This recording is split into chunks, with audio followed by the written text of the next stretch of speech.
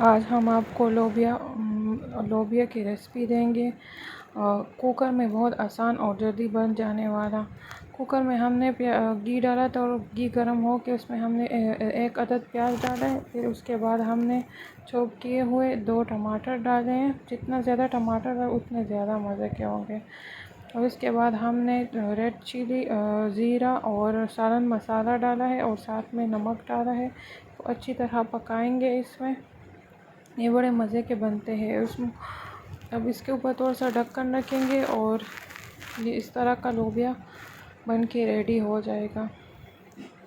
لیکن پہلے اس کو ہم نے اچھی طرح مسالے کو پکائیں گے، پھر اس میں تھوڑا سا دہی ڈالیں گے۔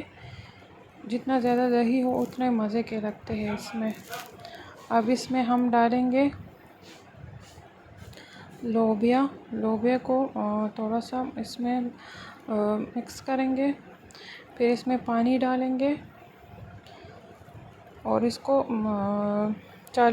مکس کر کے اس کو 40 منٹ تک کوکر میں پکائیں گے۔ اب آپ اپنے حساب سے رکھ سکتے ہیں۔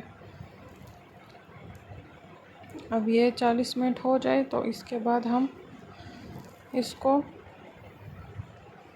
گارنشنگ کے لیے اس میں ہم ڈالیں گے دھنیا ڈالیں گے۔ اور یہ ہمارا راجمہ، آپ لوگ اس کو کیا کہتے ہیں؟ ہم تو راجمہ یا لوبیا کہتے ہیں، آپ لوگوں کی زبان میں جو بھی کہتے ہیں مجھے ضرور بتانا کمنٹ کر کے۔ یہ ہمارا راجمہ تیار ہے کھانے کے لیے۔ آپ اس کو کسی بھی روٹی یا نان کے ساتھ کھا سکتے ہیں۔ اس کے ساتھ چٹنی بھی کھا سکتے ہیں، چٹنی بھی بنائے گرین والی۔ شکریہ۔